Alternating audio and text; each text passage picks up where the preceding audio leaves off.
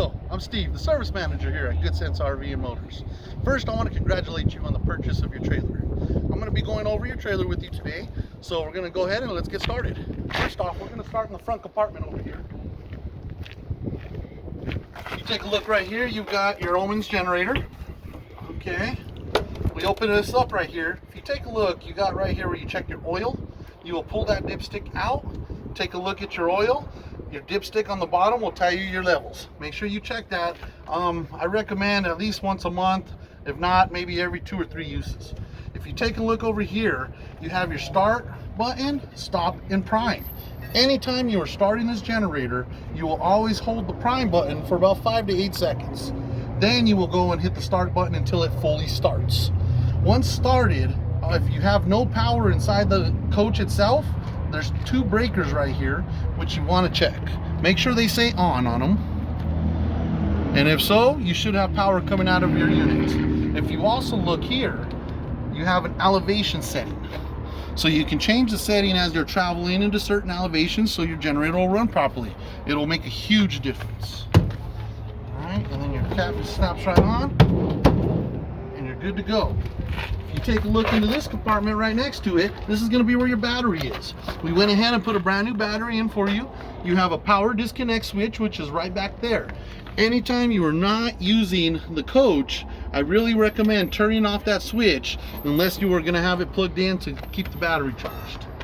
Okay, right back here is your hydraulic pump for your slides and your jacks and everything. All right, right over here is going to be your retract and extend for your jacks to raise it and lower it. Okay, when you're getting ready to hook it up to your truck. Fantastic. Right here, you're gonna have 2 compartments for your propane. Okay, one tank's here, and right across on the other side is gonna be your second tank. Okay, the valve on the other side is the main valve for the tanks together.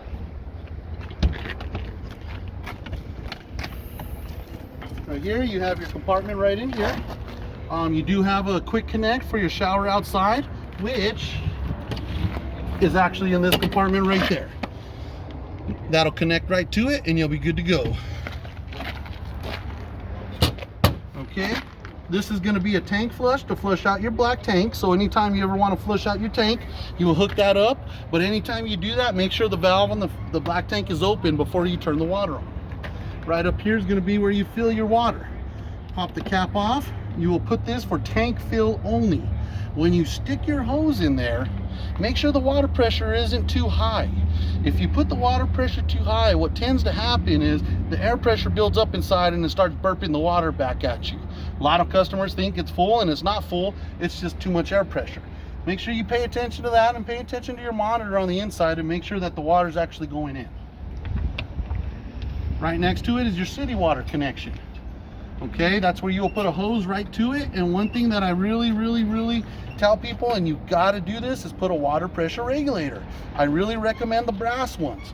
You put that on there, that'll bring it down, because some of these RV parks, you're hitting 120 psi. These things can only take about 40 psi. Okay, so other than that, that's here. You have your cable right there for connection. All right, right down here, this is where you're going to winterize your system. Okay, anytime you're going to get ready to do winterization, you will move that valve. Okay, this is going to be for your antifreeze. Whenever you do the winterization, that'll go right into the tank and it'll suck through your pump and everything.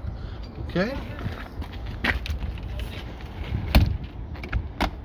right here is going to be your furnace. Okay, this is going to be the exhaust coming out right here. People put these on here to keep rodents out, to keep bugs out, all that kind of stuff. I recommend that for storage, but if you're going to be utilizing the furnace, you need to remove these. Doesn't look like much, but it really restricts the flow by 50%. So really, if you're going to use it, remove these. Do not ever block this. That could cause any kind of issue with your furnace. Right below it is where your plug is. If you notice, your power cord was in the compartment right next to it. Plug right up and right into it. Next, we're going to go to, this is going to be where all your tanks are. Okay, your water waste holding tank, gray tank 2. Okay, take a look back in there. There's some valves. Those are the valves that you need to use to drain it. Anytime you drain your RV, you do one at a time, close it, go to the next. Never do them all at the same time. You can always backflow and all that stuff, and you can end up with a little bit of a mess. All right. If you take a look right under here, this is going to be your fresh water tank drain. There is a valve right there on it, which I'm going to close it right now. So when you fill up the tank, you shouldn't have any water draining. But that's what that's for, is to drain your fresh water tank. All right, well, let's keep making our way down this way.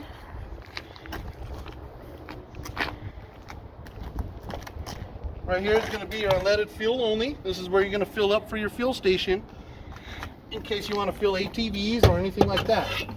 You do have your hose that comes out, and you do have your pump right here. There is a switch on the pump to get it going.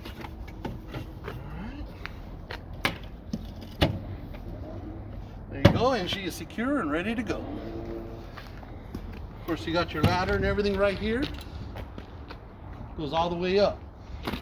Now, the great thing with these toy haulers nowadays is you're able to throw these cables on there, and you can make a nice deck out of it. Put a deck together, you guys can come out and enjoy it like it's a nice little patio. Pop these off, ramp goes all the way down. You can load any ATVs or anything into the unit. Great thing, you got a storage compartment right there in the front.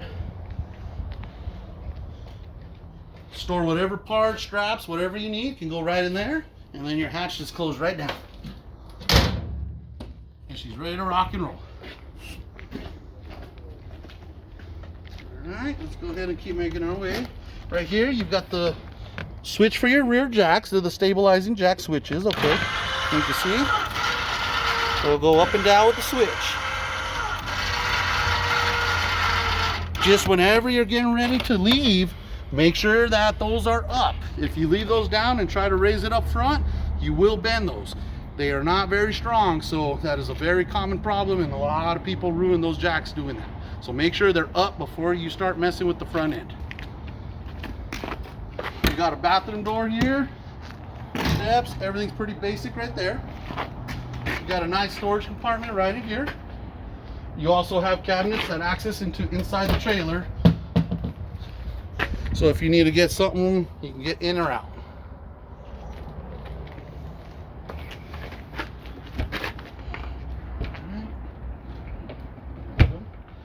Alright, this is the back side of your refrigerator, the ventilation and all your stuff, your control board and everything's in there. You should not have to access this. This should be more for a technician.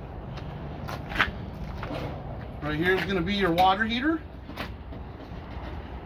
Get it open. Alright, right back in here. You got two buttons to reset if you need to reset it.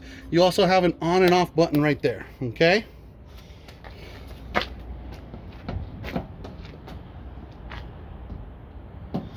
It slaps right on. Pull this latch, and you're latched on and ready to go. And right here, you got a front compartment. This opens up to the other side, so you got a full compartment here. You've got your vacuum system and everything accessed right here. And you do have some cranks there. Those cranks are going to be for your landing gear up front in case you have any issues or anything where your motor goes out. You can manually crank it up. Here's going to be your other propane tank, and if you take a look, there's your valve right here for the propane. Okay. Whenever you open it, it turns green. That says there's propane in the system. You're good to go. All right, fantastic. That's pretty much everything on the outside for the most part. Let's go ahead and take a step inside, and we'll go ahead and start with the inside.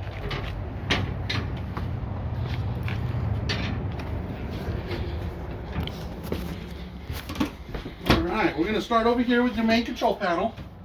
If you take a look, you got your generator, okay? And remember I told you, hold it for 5 to 8 seconds before you start the generator.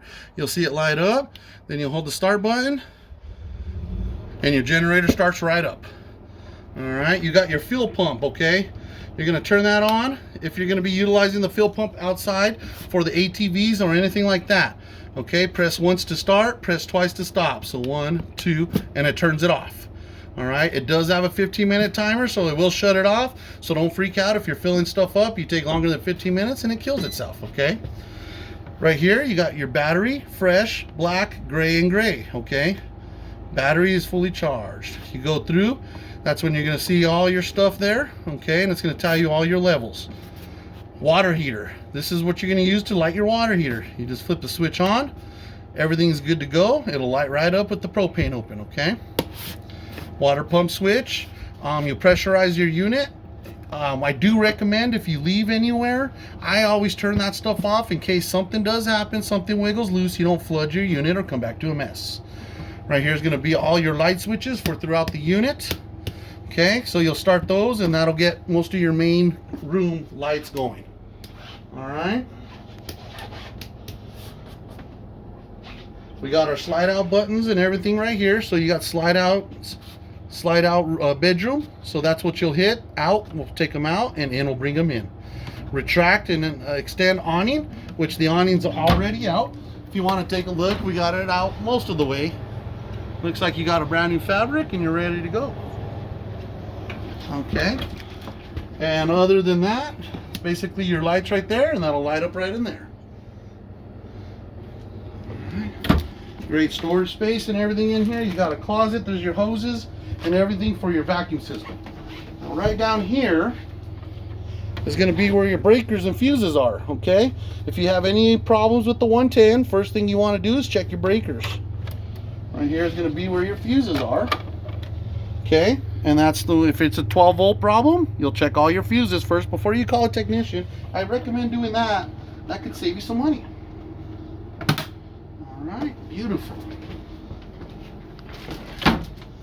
Right here we got our thermostat, which you're going to go ahead and you want to kick it to cool. You will set it to the temperature that you want it on, and then your AC will kick on. If you kick it to furnace, then your furnace will kick on and you set it to your temperature. If you can notice right now, I kicked it on, your AC and everything kicked right on. You can hear it going. All right. We're going to turn it to mode. We're going to turn it off, and it'll turn off the AC. Now keep in mind, you don't ever want to kill the generator or unplug the unit with the AC running. You always want to turn it off, let it turn itself off, because it's got to decompress. Very important. That can cause damage to your AC. If you do that, it'll save a lot of the life of your AC, you know, letting it shut itself down and decompress itself. All right, we got our bathroom right here, which is pretty standard. If you take a look here, you got a step.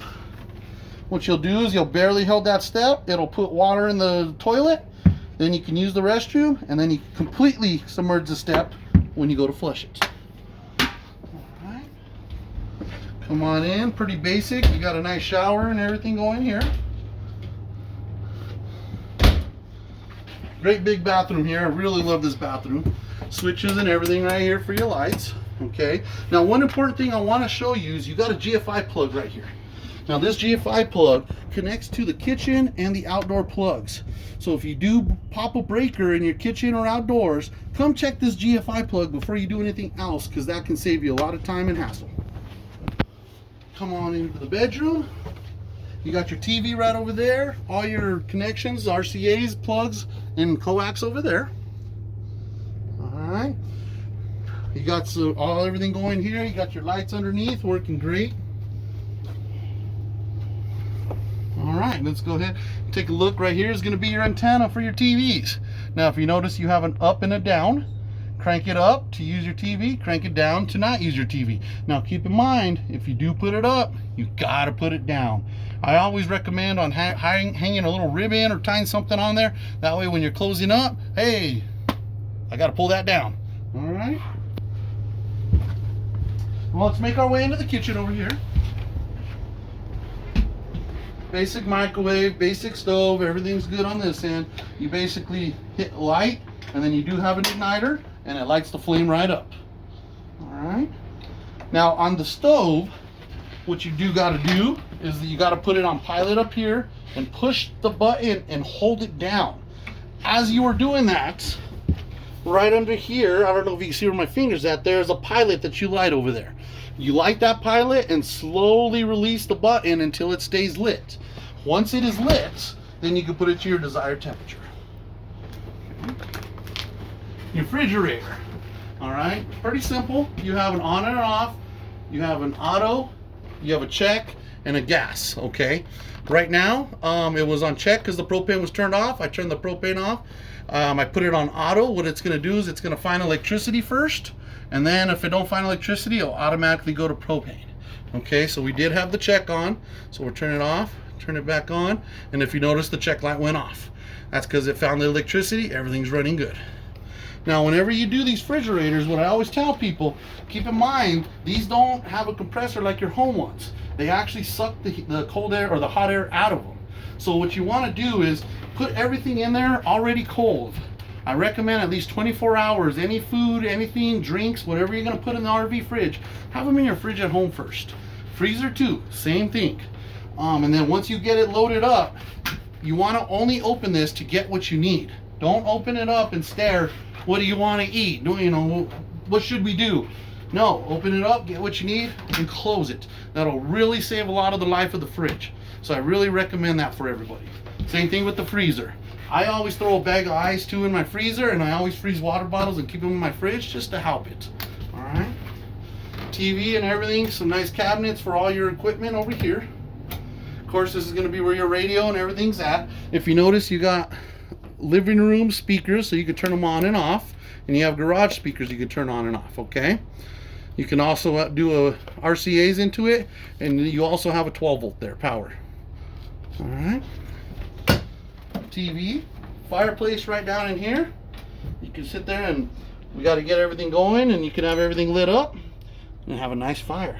It also really heats the unit pretty good. Okay. Now, if you keep coming over here, all right, we come into the garage area. You have a spot for a TV right here. We do have a coax. We do have a plug going. All right. This is where you're going to come in. You got some cabinets in here, and you have a drawer that'll slide in and out with a pin. Okay. So pretty nice setup here. And then I don't know if you remember the hatch from the outside, but there's our access on the inside to it. All right. Anytime you're ever running ATVs, you have fuel or anything, you have these ventilations here. You hold the handle, and you can open and close them. That way it'll ventilate the garage for you guys. All right. Now, if you take a look over here, we also have another thermostat right here for the garage. You also have your bed lift, and then of course your lights. All right. Now on the bed lift, if you take a look, you got some pins right there holding this bed up. All right. To drop that bed down, what you would do is lay this flat, raise it up, then pop the pins, and then you would lower them down. This bed will stop about right here. This bed will go all the way down. That'll give you 2 beds. All right. Your controls right here. And if you notice, it's raising and lowering already. Your couch is right there. All right. You would pop the table down, and then these pretty much just lay right up around, and they lay flat. You also have legs on them that you do need to extend out when you are going to set up the bed in here. Very important, because you can bend the bed. Okay. If you notice too, you also have a screen that comes down right over there, so you can bring it down and have a nice screen room inside your toy hauler. Well, that's pretty much everything to do with your camper that you were purchasing. We are here to help you. If you do have any questions, feel free to give me a call, 505-300-4100. We're here at Good Sense, and we're here to help. Congratulations. Good luck.